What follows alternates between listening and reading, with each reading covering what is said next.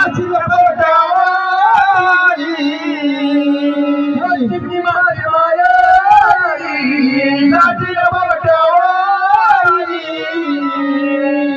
अन लगीन झाल्यावर चिमणे जाणं परक्या घरी लगीन झाल्यावर बाईला जाणं परक्या घरी चिमण्या माझ्या मायारी नाचील पोटावारी चिमण्या माझ्या मायारी नाचील पोटावारी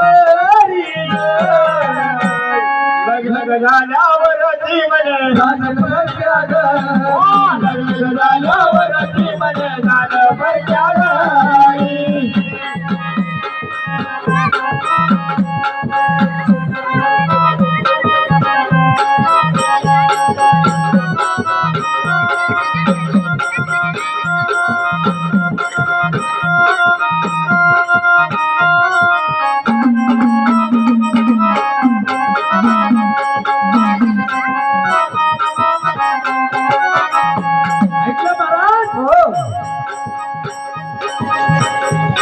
त्या मुलीची आई त्या मुलीला काय सांगते म्हणलं दादा चिमण्या तू जणू त्या 18 वर्षाच्या वयामध्ये येते बर आणि त्या परक्याच्या घरी तू त्या पाखरासाठी उडून जायची चिमणे बरोबर म्हणून त्या मुलीची आई त्या चिमणीला काय सांगते म्हणलं दादा 9 महिने पोटाची वगविल तुझला 9 महिने पोटाची वगविल तुझला शेवटी ग चिमणे सोडून जाजील बदला शेवटी ग चिमणे सोडून जाजील बदला शेवटी ग चिमणे सोडून जाजील बदला शेवटी ग चिमणे सोडून जाजील बदला शेवटी ग चिमणे सोडून जाजील बदला शेवटी ग चिमणे सोडून जाजील बदला शेवटी ग चिमणे सोडून जाजील बदला तू पगडा परी बदली मायारी कशी पगडा परी बदली मायारी अग लगीन झाल्यावर चिमणे लगीन झाल्यावर चिमणे झाला परक्या घरी चिमणे माझ्या मायारी नाचील पोटावारी चिमणे माझ्या मायारी नाचील पोटावारी अव लगीन झाल्यावर चिमणे झाला परक्या घरी लगीन झाल्यावर चिमणे झाला परक्या घरी चिमणे माझ्या मायारी नाचील पोटावारी चिमणे माझ्या मायारी नाचील पोटावारी लग्न झाल्यावर चिमणे झाला परक्या घरी लग्न झाल्यावर जाईला परक्या घरी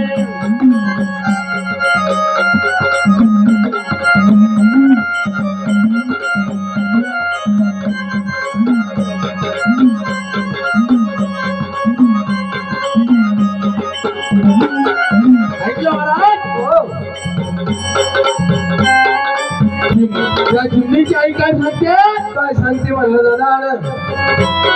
9 महिने या हृदयामध्ये वागवलं बर आणि शेवटच्या क्षणी त्यावेळेस तू त्या लग्नाच्या वयामध्ये आली बरोबर त्यावेळेस त्या आई वडिलांना तू सोडून त्या परक्याच्या घरी चालली बरोबर म्हणून त्या चिमणीची आई या गीतातून काय सांगते सांगायला पाहिजे हो जेव्हा ती मुलगी त्या लग्नाच्या वयामध्ये येते बर आणि त्या मुलीची सुपारी फुटते आणि त्या मुलीला ज्या वेळेस अंगाला हळद लागती त्यावेळेस त्या मुलीची आई काय सांगते लागली हळद निघाली वरात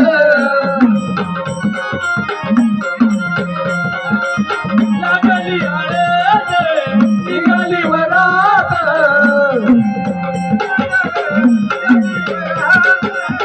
आजवारावरती चिमणे डोळ्याच्या समोर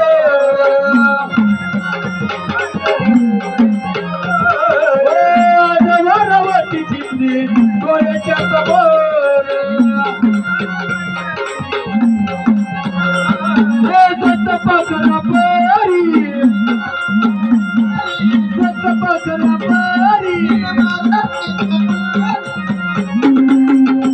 आणि लगीन झाल्यावर म्हणे जाण परक्या घरी लगीन झाल्यावर म्हणे जाण परक्या घरी माझे मायारी काशील कोटवारी माझे मायारी काशील कोटवारी लग्न झाल्यावर म्हणे जाण परक्या घरी लग्न झाल्यावर म्हणे जाण परक्या घरी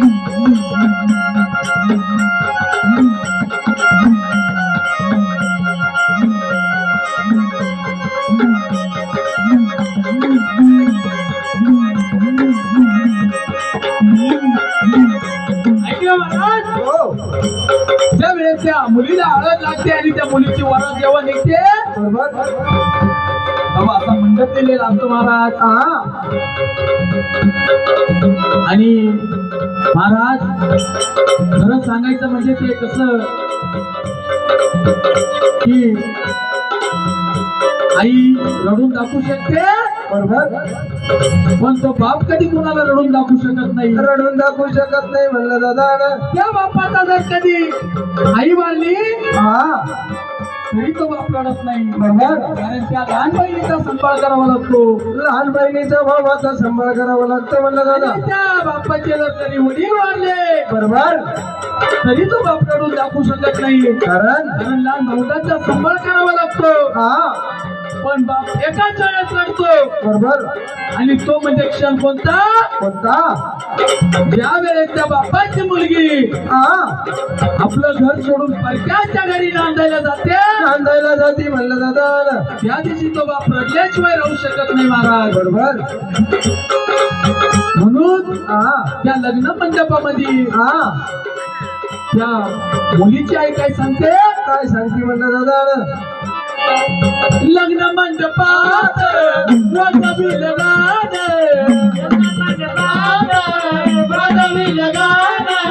लग्न मंडपात वाजवी लगान लग्न मंडपात वाजवी लगान एकीच्या बातीचे परयाचरण एकीच्या बातीचे परयाचरण मुलीच्या बातीचे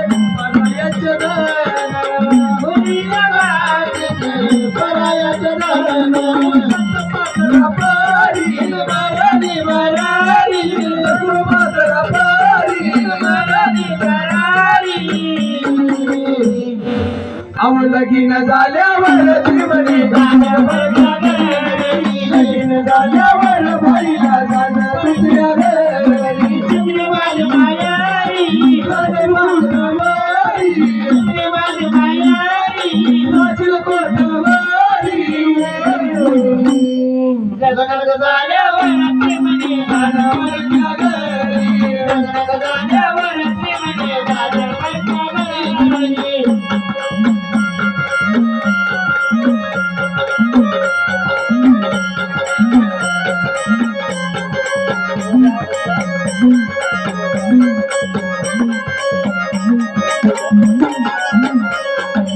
ऐकलं महाराज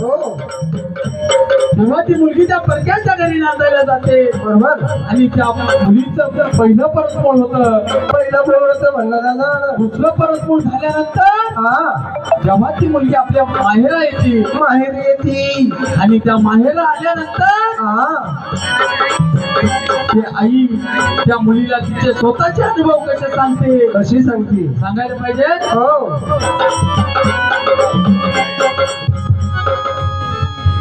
काय सांगू आई तुला अनुभव स्वतःचा तुझ्या दुधा पुढे फिका प्रेमामृता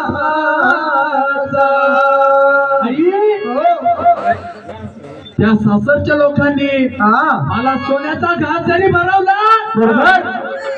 तरी ते तुझे 2 थेंब दुधाचे पेले असते मी त्या दुधाचे उपकार तुझे कधी पिटू शकत नाही म्हणलं आई ग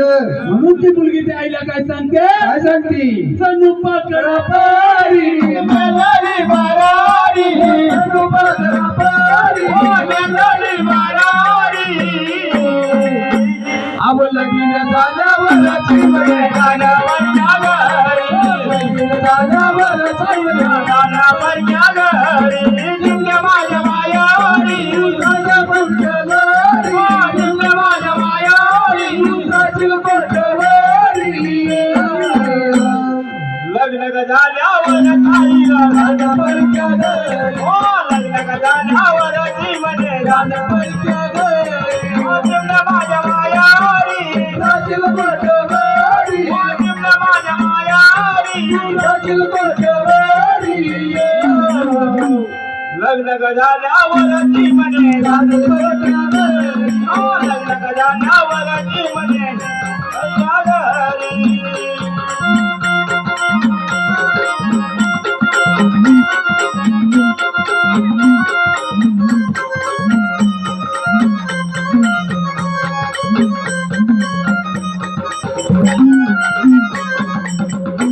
सर्व माय बहिणींना विनंती आहे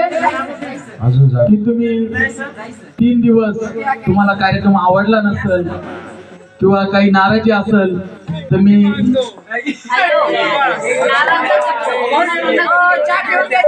कोणी जागा सोडू नका प्रत्येकाला जागेवर एवढी नाही सव साखर नाही